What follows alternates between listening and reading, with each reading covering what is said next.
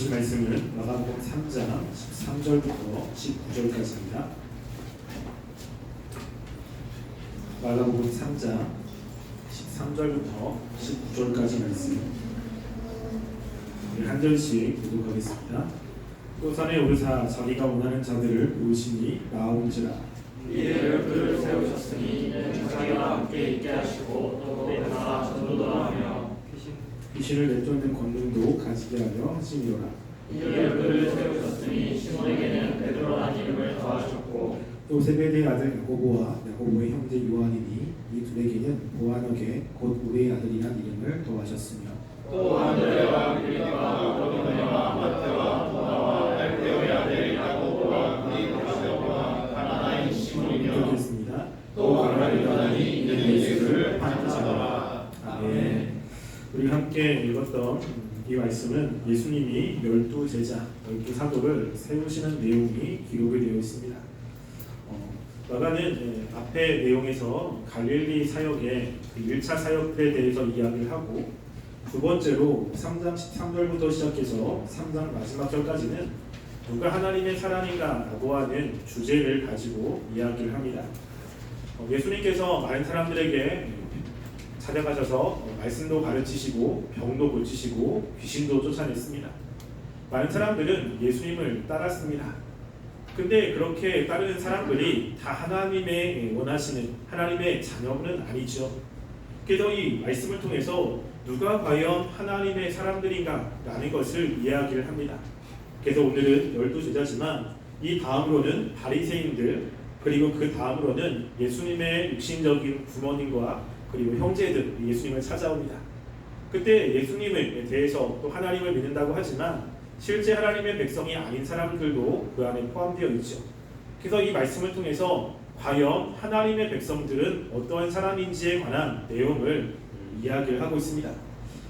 그 중에 가장 하나님의 백성인 이 12제자를 이야기를 하고 있죠.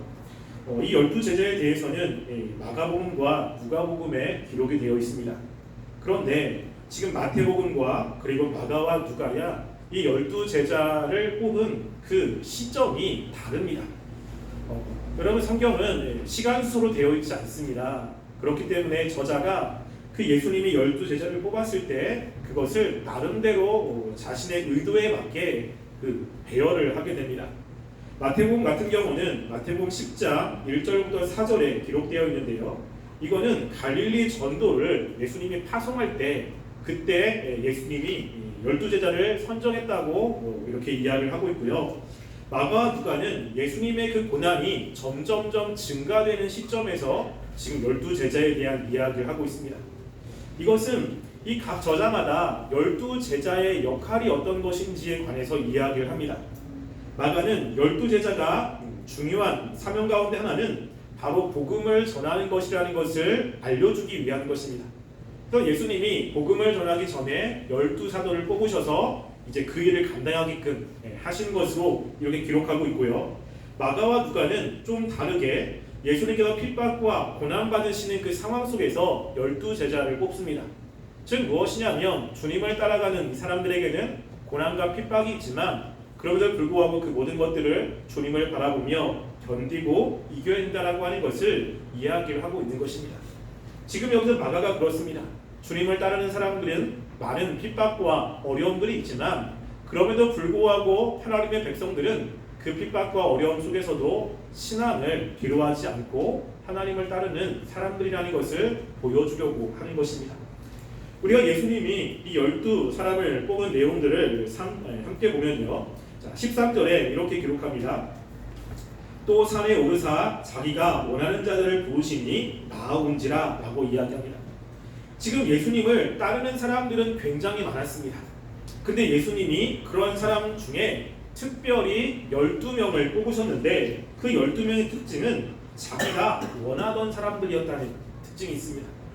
이것은 미완료 능동태로 되어 있어서 예수님이 평소에 예수님을 따르는 사람 가운데 눈여겨본 사람들을 이때 부르신 겁니다. 그러니까 그때 즉흥적으로 부르신 것이 아니라 계속해서 이들을 보고 이들의 신앙과 이들의 모습들을 보면서 예수님께서 그들을 이제 제자로 뽑으신 것이죠. 그래서 여기서 강조되는 것은 자기가라고 하는 것입니다. 이 단어가 포함되지 않아도 괜찮은데 특별하게 이 단어를 넣어가서 지금 이 마가는 예수님이 원하는 사람이라는 것을 강조를 하고 있습니다. 즉 여기에 온 사람들을 보면 예수님이 부르신 것 외에는 공통점이 별로 없습니다. 이 말씀에서 보면 우리가 보았듯이 마태는 세리지요. 그러니까 유대인들을 로마의 앞잡이로서 유대인들을 힘들게 만드는 사람입니다.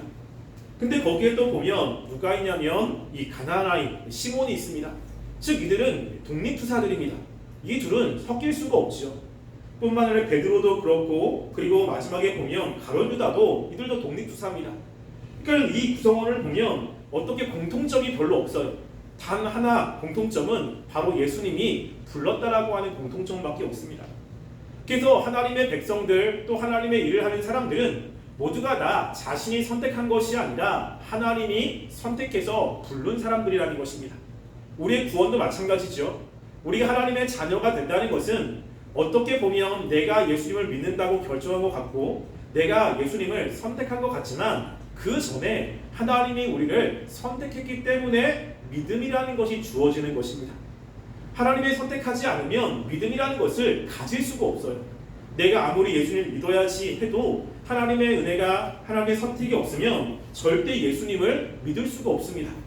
그것에 대해서 이 사도 바울은 에베소서 1장 6절에 그 내용을 기록하고 있는데요. 아마 다 알고 있는 말씀일 겁니다. 제가 읽어드릴게요. 그 기쁘신 뜻대로 우리를 예정하사 예수 그리스도로 말미암아 자기의 아들들이 되게 하셨으니 라고 이야기하죠. 즉 하나님께서 창세 전에 우리를 그의 기쁘신 뜻대로 선택하셨다라고 하는 거예요. 그러니까 이 세상이 만들어지기 전에 하나님께서는 하나님이 부르실 사람들을 미리 예정하시고 선택한 일이 있고 그들이 시간에 따라서 하나님을 믿게끔 하셨음을 우리는 보게 됩니다. 그러니까 여러분들이 하나님을 믿는 믿음이 있다면 하나님께서는 여러분들은 절대 포기하지 않습니다. 어찌어찌 하다 보니까 예수를 믿은 것 같고 어찌어찌 하다 보니까 다른 사람보다 교회를 더 열심히 한 것 같고 이렇게 생각하는 것은 이렇게 오해해요. 여러분들이 어찌어찌 하다가 교회에 나온 것이 아니라 하나님이 여러분의 한 사람 한 사람들을 특별히 선택하셔서 예수님을 믿게 하시는 것입니다. 지금 여기 12사도가 그런 것이죠. 그런데 예수님께서 이들을 부르신 장소는 바로 산이라고 하는 것입니다. 지금 우리나라 말에는 그냥 산이라고 이야기했지만 원어적으로는요 그 산이요 그 산 정관사가 들어있습니다. 근데 이 산도 우리나라 말은 산이지만 솔직히 말하면 언덕이거든요. 즉 예수님께서 자주 오르시던 그 언덕에서 이 제자들을 부르고 있는 것입니다. 여러분 산에서 불렀다는 것은 지금 이들을 부르신 것이 하나님의 뜻과 관련되어 있다는 것을 우리들에게 암시합니다. 왜냐면요 여러분 성경에서 산은 하나님이 자신의 계시를 인간들에게 내려주실 때 사용되는 장소 중에 하나입니다. 하나님께서 모세에게 10계명을 내려주셨을 때 어디로 부르시죠? 신의 산으로 부르십니다. 여러분 엘리야가 이스라엘 백성의 그 운명을 결정하는 그 중요한 사건이 어디서 벌어지죠? 거기는 바로 갈멜산에서 벌어집니다. 예수님께서 정말 중요한 그 예수님을 믿는 사람들의 삶에 대해서 이야기하는 팔복이 어디서 선포가 됩니까? 바로 산에서 선포가 됩니다. 예수님이 제자들과 함께 갔을 때 변화된 사건도 산이에요. 여러분 그 당시 사람들은 신과 접촉하기 위해서는 신과 가장 가까운 장소로 올라가야 신과 빨리 접촉할 수 있다고 생각했습니다. 그래서 대부분 산에 올라갔어요. 하나님께서도 이스라엘 백성들에게 무엇인가를 말씀하실 때 그들이 가지고 있는 사고를 그대로 사용하셔서 산에서 이스라엘 백성을 만나시고 그리고 산에서 말씀을 하시는 경우가 굉장히 많습니다. 또 지금 여기도 마찬가지예요. 지금 예수님께서 다른 곳이 아닌 산에서 지금 제자들을 부르셨다는 것은 제자를 부르는 이것이 성부 하나님의 뜻이었다는 것을 우리에게 암시합니다. 누가복음은 이것을 더 분명하게 이야기를 해요. 누가복음 6장 12절에 보면 예수님께서 이 제자를 부르실 때 먼저 기도하셨음을 이야기를 합니다. 누가복음 6장 12절 보시면 이렇게 기록되어 있습니다. 그때 예수께서 기도하시고 산으로 가사 밤이 새도록 하나님께 기도하시고 라고 되어 있어요. 그러니까 지금 12명의 제자를 뽑기 전에 예수님은 밤새도록 기도하셨습니다. 하나님 앞에 누가 정말로 합당한 사람인지 밤새도록 기도하시고 지금 12명을 뽑았다는 것이죠. 그랬다는 것은 지금 이 12명이 뽑혀진 것이 하나님의 뜻이었고 하나님의 분명한 임명을 받은 사람들이라는 것을 우리들에게 이야기를 하고 있는 것입니다. 그래서 이 12명은 지금 성부 하나님께서도 인정한 사람들이죠. 그 중에 한 명이 가룟 유다가 포함되어 있다는 것, 그거는 굉장히 좀 의미심장한 내용입니다. 오늘은 아마 그 내용은 다루지 못할 것 같습니다. 우리가 오후에 올라가야 돼가지고 제가 좀 마음이 급합니다. 지금 그거 맞죠? 희한하게 오후에 뭐 올라가려고 그러면 제 설교나 오후에 뭐가 있으면 설교가 좀 길어요. 좀 짧게 하려고 그러는데 차량도 짧게 했는데 지금 마음이 급합니다. 잘 따라오세요. 자, 우리가 예수님께서 12제자를 세우셨는데, 자, 14절 보시면 이에 12를 세우셨으니라고 이야기를 하잖아요. 그래서 우리나라 말에는 그냥 예수님께서 12를 임명한 것처럼 이렇게 표현되지만 원어는 그렇지 않습니다. 원어는 뭐냐면요, 그가 12제자를 만들었다라고 하는 표현을 써요. 왜냐하면 이 12제자는 그 전에 없는 독특한 직분이기 때문에 그래요. 또 여기서 세우셨다라고 하는 FOESN이라고 하는 단어는요, 뭐냐면 어떤 물건의 외형을 만들다라고 하는 그런 뜻에 있어요. 근데 이것을 이제 70인역으로 해가지고 구약에 있는 그 히브리어를 헬라어로 바꿔가지고 헬라어로 바꾼 70역이 있습니다. 근데 이 FOESN이라고 하는 이 단어가 무엇과 동치어로 쓰이냐면 창세기 1장 1절에 나와 있는 바라라고 하는 단어와 같이 동치어를 써요. 그럼 바라는 무에서 유를 창조한 거잖아요. 그 전에 아예 없던 것을 하나님께서 창조하신 거예요. 지금 그 단어를 쓰고 있다는 겁니다. 무엇이죠? 지금 12명이 가지고 있는 이 직분은 이전에는 존재하지 않는 거예요. 그러니까 이 12명의 사도가 가지고 있는 직책 그리고 그의 직분의 그 고유한 특징은 이전에는 전혀 없던 것입니다. 예수님이 새로 만든 직분이에요. 그러니까 이게 굉장히 독특한 직분입니다. 그래서 지금 이 12명을 세우셨다라고 하는 이 단어를 그 바라라고 하는 단어, 무에서 유를 창조한 단어로 지금 사용하고 있는 것입니다. 그 12명이 가지고 있는 이 직분은 너무나 독특한 직분이에요. 근데 이들을 예수님께서 또 무엇이라고 이야기를 했냐면 우리나라 말에는 이에 12를 세우셨으니 이는 자기와 함께 있게 하시고 라고 되어 있잖아요. 그런데 헬라어 원문에는 이 중간에 한 문장이 더 있습니다. 그건 뭐냐면 그가 그들을 또한 사도들이라 칭하셨다라고 하는 거예요. 여러분, 하나님께서 이 세상을 창조하시고 그들 창조한 것 때문에 이름을 붙이잖아요. 그 이름을 누가 붙이게 하냐면 아담과 하와에게 붙이게 합니다. 여러분, 구약에서 이름을 붙였다는 것은 그 이름을 붙인 사람이 이름을 붙인 대상의 주인이라는 뜻이에요. 그래서 아담이 하나님의 대리 통치자로서 이 세상을 다스리는 권한을 가졌잖아요. 그러니까 아담이 동물들의 이름을 붙이는 것입니다. 그래서 이 동물들을 관리하고 통치할 권한이 아담에게 있다는 것이에요. 여러분, 자녀의 이름을 부모님이 주잖아요. 왜냐면 자녀의 모든 거의 대부분의 주권이 부모님에게 있습니다. 부모님이 자녀를 이렇게 케어하게 되죠. 여러분, 하나님께서 아담과 하와를 창조했죠. 그때 처음에는 아담, 이씨, 이샤, 즉 사람이라는 것의 남성형과 여성형이 그러니까 둘 다 동등한 위치였습니다. 여러분, 그러다가 이 하와가 죄를 짓고 난 다음에 하와의 이름이 뭐가 됐죠? 아니다, 하와의 이름이 하와죠. 제가 이상한 질문을 했네요. 하와가 이름이 붙여졌잖아요. 하와로 산자의 어머니. 근데 누가 붙였죠? 아담이 붙였어요. 왜 그렇죠? 이제 지위가 동등한 지위에서 상하관계로 바뀐 거예요. 이게. 근데 그 다음에는 남자가 여자들의 거의 대부분의 그 주권을 가지고 있게 되잖아요. 그러니까 이름을 붙였다는 것은 굉장히 독특한 의미가 있다는 것입니다. 근데 지금 예수님께서 12명을 만드시고 그들에게 사도라고 하는 이름을 부어주셨어요. 그러면 이들의 사도로서의 그 모든 권한은 누구한테 있습니까? 예수님에게 있다는 것이요. 즉 예수님이 만드신 독특한 직분이 사도들이라고 하는 것입니다. 그 사도는 그 당시 예수님이 뽑은 12명 외에는 거의 전무후무하죠.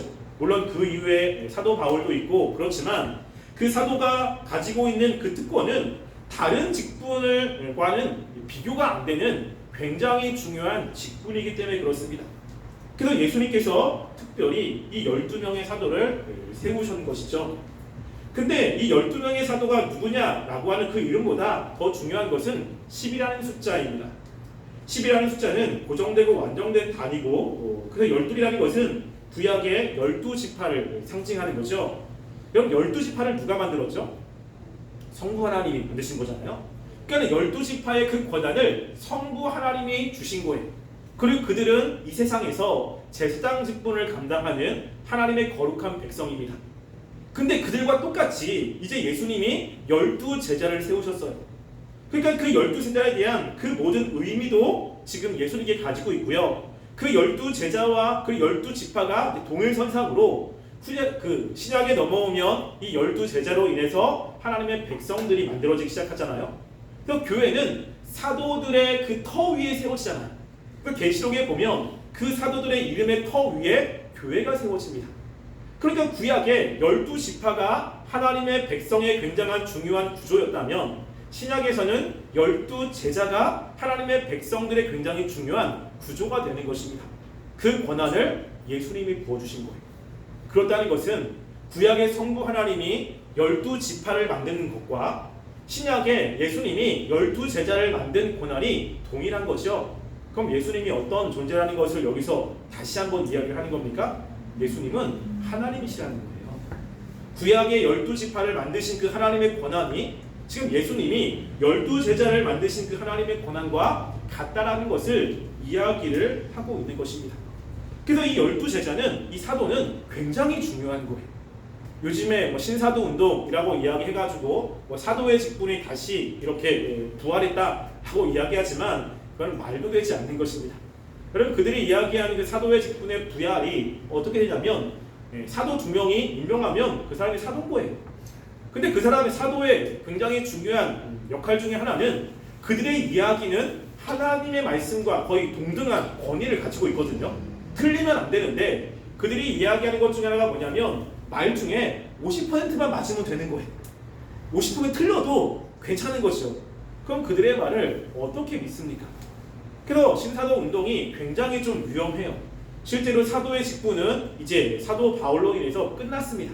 그 다음에 그 직분을 사도라고 이야기하지 않고 속사도, 사도 이후들, 그리고 교부들이라고 이야기를 하지 사도라고 하는 그 직분은 다시 언급하지 않습니다. 왜냐하면 이 사도는 독특한 거예요. 그러면 예수님께서 이 사도들을 부르셨는데 왜 부르셨는지 이게 굉장히 중요하죠. 그래서 이 사도를 부르신 이유가 14절과 15절 말씀에 두 가지로 이야기합니다. 이 두 가지는 굉장히 중요한 겁니다.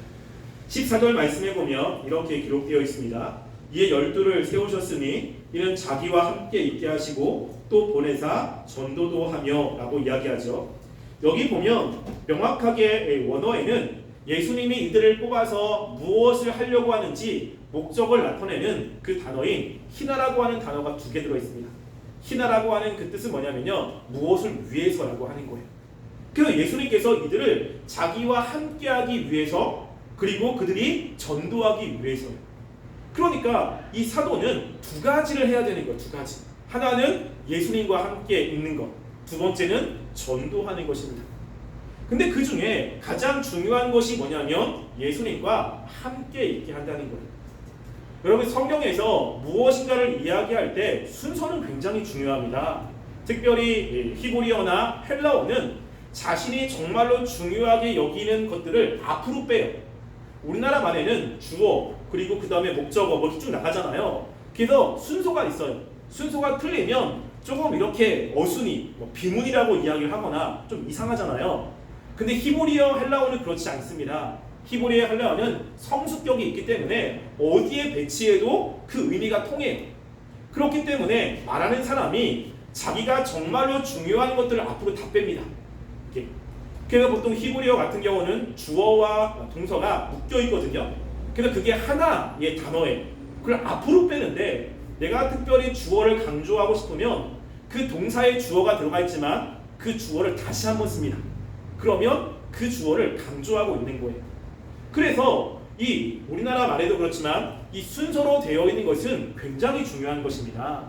그냥 쓴 게 아니라 이 말씀을 쓴 저자가 이 모든 것 가운데 가장 중요하다고 생각하는 것을 다 앞으로 빼게 되어 있어요.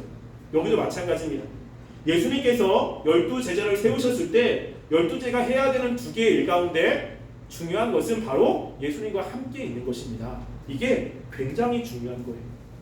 그 사도는 무엇인가를 하느냐보다 그 사람이 어떤 사람이냐가 굉장히 중요한 것입니다. 사도는 예수님과 함께 있는 사람이에요. 예수님이 하는 것을 보고 그리고 예수님이 하신 것을 옆에서 경험하고 그리고 예수님 말을 들은 사람들입니다. 그래서 사도의 말이 예수님과 같은 권한을 가진 것이 예수님이 하는 말을 그대로 듣고 그대로 전해야 되기 때문에 그래요. 그래서 이게 굉장히 중요합니다. 여러분 나중에 가룟 유다가 예수님을 배반해가지고 이제 자살을 하잖아요. 그리고 나서 이 사도들이 그 가룟 유다 대신해서 12번째 사도를 또 뽑으려고 그래요. 아니 11명이 그냥 일을 하면 되는데 굳이 또 한 명을 뽑으려고 그럽니다. 여러분 실제 근데 사도행전에 보면 그 12번째 사도인 사람이 뭘 했느냐는 나와 있지 않아요. 그냥 뽑혔다는 것만 나와 있지 그 사람이 뭘 했는지는 정말 한 절로 나와 있지 않습니다. 근데 12명을 뽑잖아요. 왜 그렇죠? 12명이 중요한 거예요. 12명이 가진 상징성이 분명히 있습니다.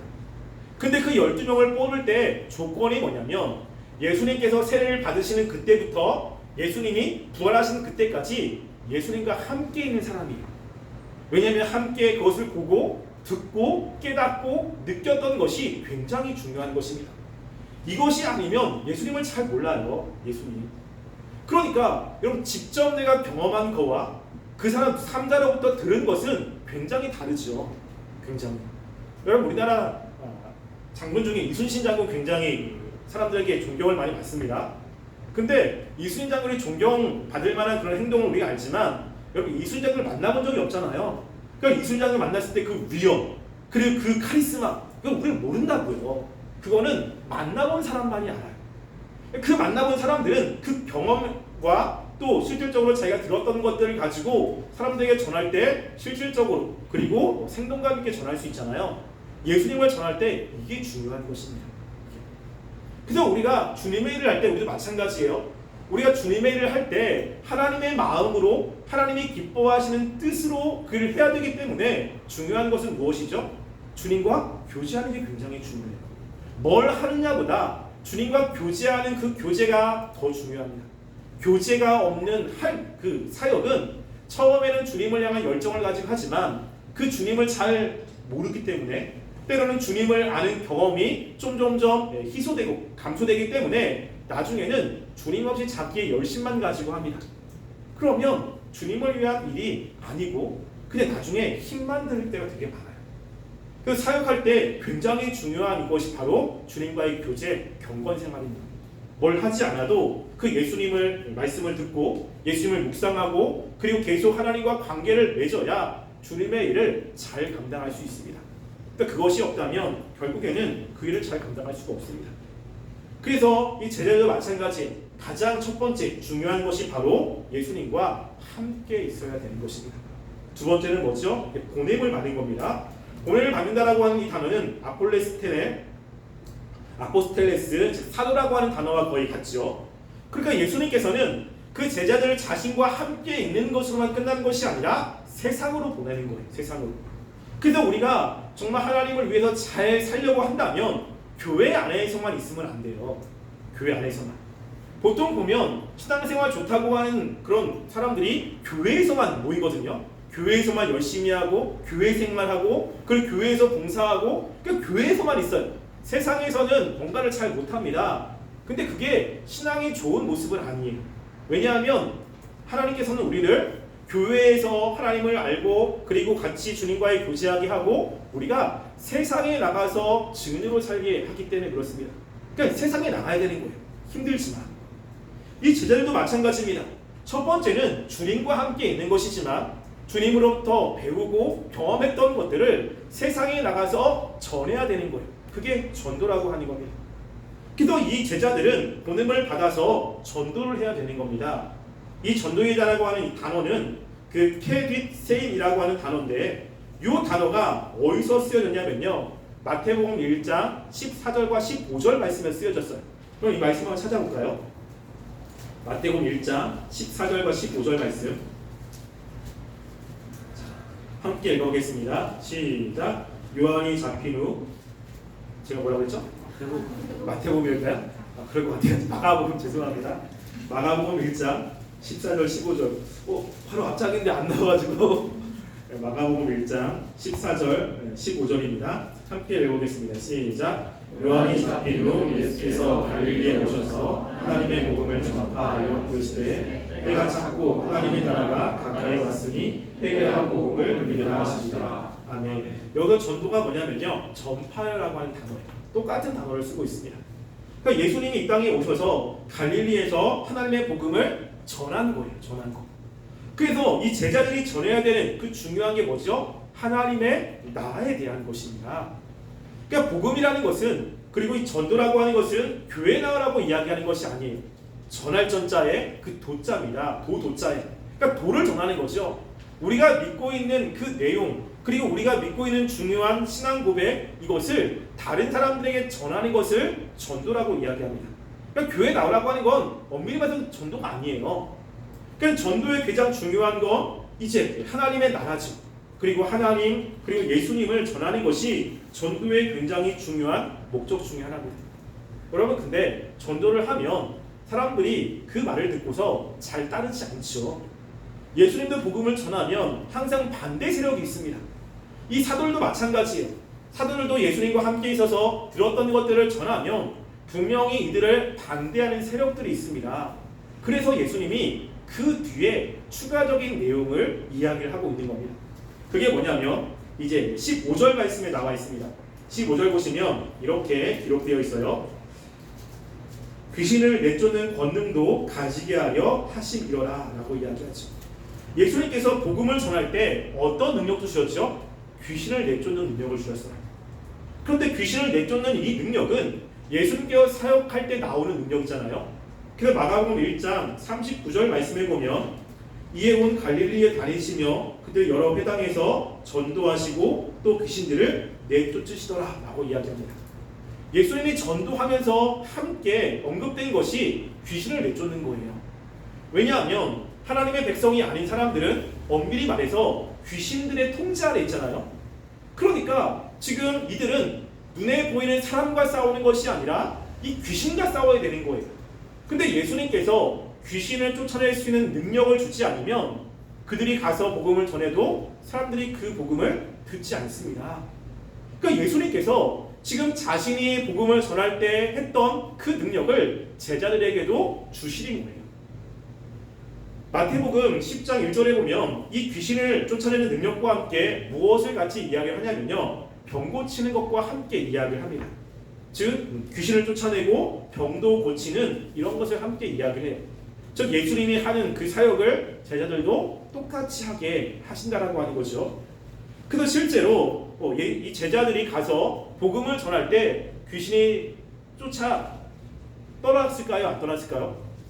여러분이 생각할 때 예수님이 이제 제자를 보내잖아요. 그러니까 마태복음에도 보내고 누가복음에도 보냅니다. 그래서 이들이 예수님이 주신 그 복음을 가지고 이제 2명씩 때로는 뭐 짝을 지어가지고 가서 복음을 전할 때 귀신이 떠나갈까요? 안 떠나갈까요? 떠나갔을 것 같아요? 안 떠나갔을 것 같아요? 안 떠나갔을 것 같습니까? 안 떠나갔으면 뭔가 이상하겠죠? 실제로 귀신이 떠나갔어요. 우리 마태복음 12장 28절 말씀도 볼까요? 마태복음 12장 28절 말씀. 자, 마태복음입니다. 함께 읽어볼게요. 시작. 그러나 내가 하나님의 성령을 힘입어 귀신을 쫓아낼 것이며 하나님의 나라가 오니 너에게 임하리라. 여기 보면 성령을 힘입어 귀신을 쫓아내면 하나님 나라가 임했다고 이야기했잖아요. 실제로 누가복음에 보면 여러분들 70인들이 가서 복음을 전했는데 귀신이 나가는 거예요. 그 사람들이 예수님께 와서 자랑하면 예수님 우리 예수님 말씀대로 가니까 귀신들이 다 떠나가나이다 라고 이야기합니다. 근데 예수님이 뭐라고 이야기하냐면 귀신이 떠나는 것으로 기뻐하지 말고 너의 이름이 하늘에 기록된 것으로 기뻐하라고 이야기해요. 실제로 귀신이 떠나는 일들이 벌어집니다. 여러분 사도행전에 보면 사도들이 갔을 때 병을 고치잖아요. 그래서 사도들이 손수건만 놓아도 병이 떨어져 나가고 귀신들이 떨어져 나갑니다. 그러니까 사도 바울이 빌립보서에서 복음을 전하는데 귀신 들린 여자가 자꾸만 뒤에서 쫓아오면서 이 사도 바울에게 하나님의 종이라고 계속 이야기하는 거예요. 이게 이제 복음을 전하는데 방해가 되니까 사도 바울이 그 귀신 들린 여자에게 귀신아 떠나가라 라고 하니까 귀신이 떠나가잖아요. 그러니까 예수님이 이런 권능도 주시는 거예요. 왜 그렇죠? 그걸 보면서 많은 사람들이 하나님의 그 능력을 보게끔 또 믿게끔 하기 위한 것입니다. 여러분 그런데 이 귀신을 쫓아내는 그 능력은요 어떨 때 나오느냐면 하나님의 나라가 이 땅 가운데 임할 때 나오는 특징 중에 하나예요. 우리 스가랴 13장 2절 말씀 한번 볼까요? 자, 스가랴 13장 2절입니다. 학계 스가랴 말라기입니다. 자, 스가랴 13장 2절 말씀에 보면 이제 마지막 때에 되어질 일에 대해서 스가랴 선지자가 이야기를 합니다. 그때 13장 2절 말씀 함께 읽어볼게요. 제 성경적으로 구약 1324쪽입니다. 함께 읽겠습니다. 시작. 만군의 여호와가 말하노라. 그날에 내가 우상의 이름을 이 땅에서 끊어서 기억되지 못하게 할 것이며 거짓 선지자와 더러운 귀신을 이 땅에서 떠나게 할 것이다. 아멘. 여기 보면 그때 즉 하나님의 나라가 이 땅 가운데 임할 때 일어나는 일에 대해서 이야기를 합니다. 그때 보면 우상의 이름을 이 땅에서 끊어서 기억되지 못하게 할 것이고 거짓 선지자와 더러운 귀신을 이 땅에서 떠나게 할 것이다. 언제? 하나님의 나라가 임할 때.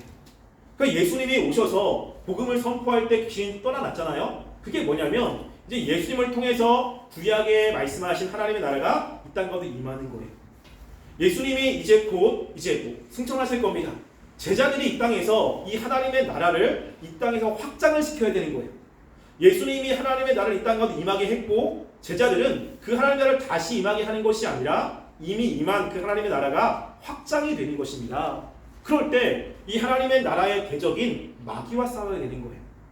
그래서 예수님께서 제자들에게도 이 마귀를 이길 수 있는 능력을 주셔서 하나님의 나라가 확장되게 하시는 것입니다. 그래서 이걸 통해서 이 제자들이 전하는 복음이 하나님의 말씀인 것을 사람들에게 증명하고 있는 것입니다. 여러분 우리들은 제자들이 이야기한 썬 성경을 가지고 있어요. 그래서 이 성경이 하나님의 말씀이라는 것은 이 제자들의 삶을 통해서 증명을 하고 있는 것입니다. 우리의 능력이 아니지만 하나님이 말씀하신 이 말씀을 가지고 살아가는 것이 이제 우리가 하나님이 원하시는 하나님의 자녀가 해야 되는 삶이 여기 들어있는 거죠. 그러니까 여러분들의 말씀을 잘 알고 깨닫는 것이 되게 중요합니다. 또 그렇게 하나님의 나라에서 살아가는 사람들은 영적인 싸움에서도 어떻게 되죠? 승리하는 삶을 살아요. 예. 우리의 능력이 아니라 하나님이 그런 능력을 주셨기 때문에 그렇습니다. 그래서 마귀가 우리를 어떻게 하지 못합니다. 그래서 여러분들이 하나님의 자녀로서 이 하나님의 말씀을 붙잡고 살아가는 삶은 너무너무나 중요한 삶이에요. 지금 이 12사도가 주님의 일을 감당할 때 굉장히 중요한 거, 예수님과 함께 있는 거와 전도하는 두 가지 사역을 주신 것처럼 우리에게 똑같습니다. 우리에게 주신 것이 주님과 함께 되는 것, 그리고 우리가 가서 복음을 전하는 것이잖아요. 그러니까 우리도 똑같은 사명이에요. 물론 우리는 이 사도들이 가지고 있는 권한은 우리에게는 없습니다. 그런데 주님께서 우리에게 주신 그 사명은 똑같은 거예요. 그래서 우리가 주님의 일을 잘 감당하기 위해서 전도를 잘하려면 이런 말씀을 많이 안다고 전도를 잘하는 게 아니에요. 여러분 전도를 정말로 잘하고 싶으면 내가 이 말씀을 정말로 잘 외우고 전하는 것이 전도를 잘하는 게 아니고요. 여러분들이 예수님 많이 경험하면 전도를 하게 되는 겁니다. 내가 주님과 관계 속에 은혜를 많이 받았어요. 힘들고 어려운데 주님께 기도해서 하나님의 말씀으로 확신을 얻었고 그것 때문에 마음의 평안도 얻었습니다. 그럼 다른 사람에게 뭘 이야기하겠습니까? 야, 예수님께서 하나님의 아들인데 삼일체로 계시고 그 삼일체는 정말 이런 거야 설명 안 하죠.